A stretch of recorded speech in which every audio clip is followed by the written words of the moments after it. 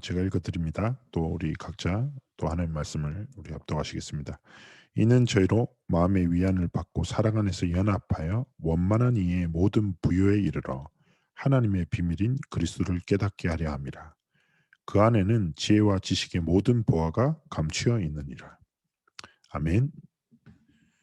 그러합니다. 오늘 우리가 함께 봤던 바울의 고백대로 우리의 삶에 하나님의 비밀인 그리스도를 깨닫는 것은 어떻게 보면 가장 중요한 일이죠. 그리고 우리는 확신합니다. 그 그리스도 이름 안에는 모든 지혜와 지식의 보화가 감추어져 있다. 그래서 완전하신 그리스도 이름 안에 모든 것이 있음을 저희는 믿고 있습니다. 그렇기 때문에 우리가 그리스도 안에 있는 우리의 정체성을 가지고 우리 자녀들의 삶 역시 우리 후대들의 인생의 길 역시 그리스도 안에서 또 그리스도 안에 있는 지혜와 지식으로 또 그 안에 있는 정말 풍요로움으로 자신을 지키고 세상을 살리는 삶과 길을 걸어가기를 당연하게 소망하겠죠. 이번 주 강단에서도 계속 말씀 나오지만 실제 창세기 13장, 16장, 19장이 계속 현장이 가득합니다. 미신 종교 우상이라고 하지요. 그런데 결국 미신 종교 우상의 개념에 가장 결국에는 무엇입니까? 그 근본은 사단의 거짓말입니다. 사단의 거짓말은 지금도 과거에도 계속 흘렀고요. 그리고 눈에 보이는 종교나 미신이나 우상 같은 개념으로 나타나죠. 한번 제가 책을 추천해 드리는데 한번 기회 되면 읽어보세요. 거짓 신들의 전쟁이란 책이 있어요. 그 책의 내용이 뭐냐면 사단은 이미 1차 우상, 형상 우상으로 충분한 재미를 봤다는 거예요. 너무 재밌었던 거죠. 형상 우상을 만들어서 인류를 다 속였거든요. 하나님 믿지 못하도록 만들고. 그렇기 때문에 그 형상 우상은 지금 뭐가 돼 있습니까? 문화가 돼 있어요. 유적이 돼 있고. 그리고 그 사단의 거짓말은 형상 우상에서 지금은 우상의 개념이 뭐예요? 미디어와 사상과 철학, 즉 사람의 삶과 생각 속으로 스며들어와 있다는 거죠. 개념 자체가 완전히 바꿔졌어요. 그러다 보니까 그냥 세상 속에서 살아가는데 그냥 함께 가는데 자신도 모르게 사단의 거짓말에 기초한 종교, 사상, 생각과 가치관을 가지고 살아갈 수밖에 없어요. 그름이 계속 지속되다 보니까 지금 시대는 어떤 시대죠? 하나님 없다는 시대죠. 어쩌면 우리 후대들은 더 하나님 믿기 어려운 시대를 만나고 걸어가고 있는지도 모릅니다. 하나님 없다는 세상 속에서 잘 아시는 바대로 지금 교회의 모습은 어떻습니까? 세상의 비난, 비판 넘어서 조롱당하고 있는 시대를 살아가고 있어요. 자, 이런 시대 흐름 속에서 우리 후대들을 두고 우리가 어떤 하나님 앞에서 기도를 해보게 해야 되겠습니까?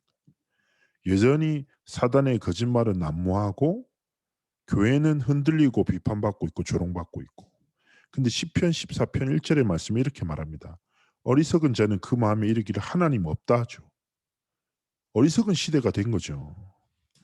정말 이 시대 속에서 우리는 이번 주 강단 말씀을 생명으로 붙잡아야 됩니다. 부활하신 그리스도의 증거와 그리고 그 증인으로 우리가 하나님 앞에서 후대들 앞에서 진짜 미래 앞에서 믿음으로 여정을 걸어가야 되죠. 그리고 정말 하나님 앞에서 확신할 것이 있습니다. 무엇이 있습니까? 그리스도의 진리, 생명의 진리 앞에 참된 자유함이 있다. 분명히 사단의 거짓말과 하나님 없다는 세상에 많은 영적 흐름이 있을 수 있습니다. 그러나 이 모든 사단의 흐름을 깨뜨리는 참된 자유함이 그리스도의 진리 안에 있다는 사실을 진짜 깨닫고 하나님 앞에서 첫 번째 신앙 고백이 있어야 됩니다. 그것이 무엇입니까? 하나님, 나는 내일 평생 뭐예요? 하나님이 주신 것을 믿고 누리며 하나님이 주신 것을 자녀들에게 전달하겠습니다. 하나님이 주신 완전한 유일한 생명의 이름이 누구십니까? 바로 부활하신 예수 그리스도의 이름입니다. 잘 아실 것입니다. 이 부활하신 예수 그리스도께서 뭐예요? 요한일서 3장 8절에 마귀를 완전히 멸하시고 하나님 만나는 길을 여시고 우리에게 참 생명 주시고 모든 죄와 저주와 사단의 권세를 깨뜨리셨죠. 그래서 어쩌면 당연한 거겠죠. 우리의 삶이 우리 자녀들의 삶이 뭐예요? 그래 완전하신 그리스도 이름 안에 모든 것이 있다. 그리고 하나님은 모든 이름에 뛰어난 이름 또 모든 것 대신 그리스도의 이름을 우리에게 주셨다.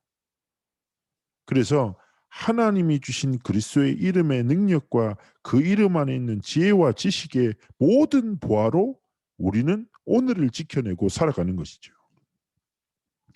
제가 말씀 자주 드리잖아요. 후대들은 우리가 말하는 것이 아니라 살아가는 삶을 보고 그 걸음을 따라오게 된다고. 뒷모습이라고. 그렇습니다.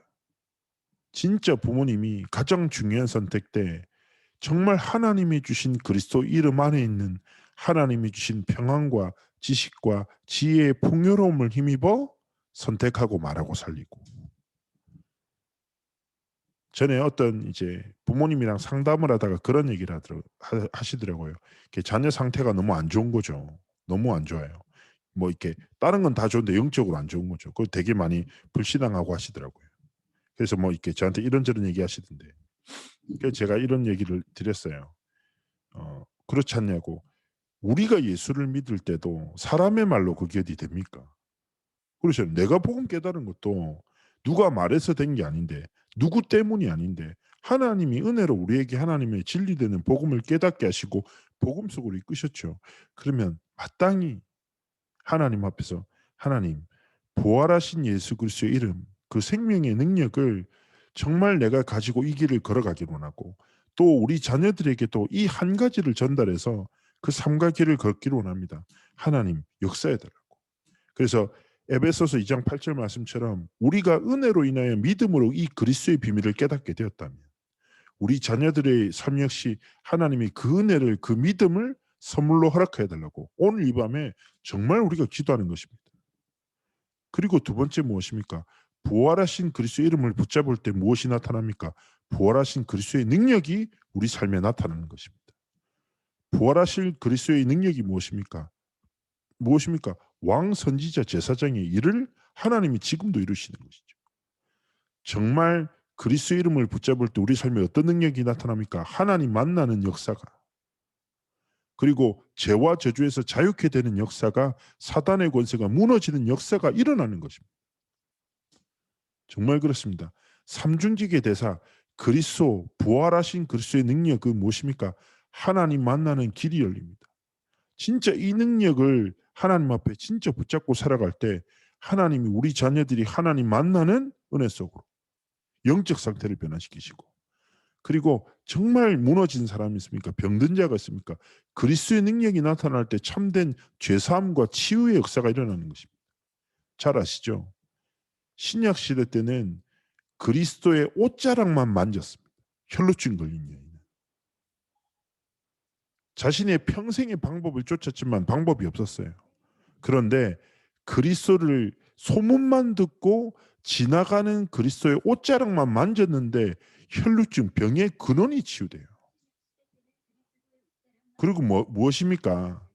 신약에서는 평생 안진병이었던 자가 어떻게 합니까? 그리스도의 이름을 불렀어요.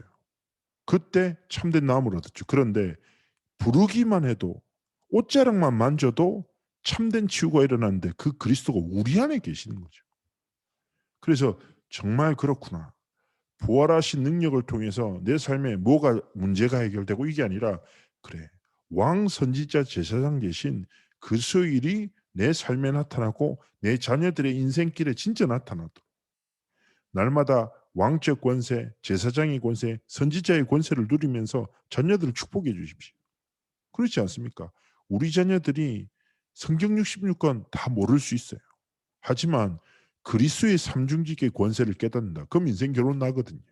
근데 이 그리스도의 삼중직을 깨닫는 것은 마태복음 16장에 기록된 것처럼 사람의 지혜가 아니라 전부 하나님 아버지께서 깨닫게 하신 은혜를 주실 때죠. 정말 그것 가지고 그래 내가 부활하신 그리스도의 능력으로 삼중직의 축복을 누리고 증거하고 전달하는 삶을 살아야 되겠구나. 세 번째입니다. 무엇입니까? 이때 부활하신 그리스도로 살아가고 부활하신 그리스도의 능력으로 살아갈 때 부활하신 그리스도께서 성취하실 영적인 일에 쓰임받는 삶과 길을 걸어가게 되는 것입니다. 237 지우 서밋 세계복음화, 우리는 영원히 하나님이 주신 절대력을 계속 듣고 꿈꾸고 걸어가고 있습니다. 잘 아시죠? 그러나 이 일에는 시대마다 하나님이 쓰시는 사람들이 있죠. 하나님이 누구를 쓰시겠습니까? 자신이 가진 것이 아니라 하나님이 주신 것으로, 내가 꿈꾸는 미래가 아니라 진짜 하나님이 소원하시는 미래를 향해서 하나님이 원하시는 삶과 길을 걸어가는 자를 통해서 이루시겠죠. 그래서 부활하신 예수 그리스도께서 이루신 일이 무엇입니까? 결국 사도행전 1장 8절의 성취입니다. 그리스도께서 이 약속을 주시고 친히 다시 오셔서 이 언약을 계속 성취하고 계시는 것이죠. 그렇다면 하나님 앞에서 우리의 삶에 어떤 영적인 일이 이루어지기 원하십니까? 많은 것이 있겠죠. 저는 딴 거 아닙니다. 언약 성취죠. 하나님이 분명히 언약 성취를 하시는 방법이 사람이라고 해요. 사도행전 1장 8절은 지금도 성취되고 있다니까요. 누구를 통해서요? 1장 3절의 언약을 붙잡고 1장 14절에 집중 속으로 들어가는 그 언약을 믿고 정말 하나님이 주신 그리스도의 이름을 붙잡고 그 능력을 힘입어 살아가는 자를 통해서 하나님은 성취하신다니까요.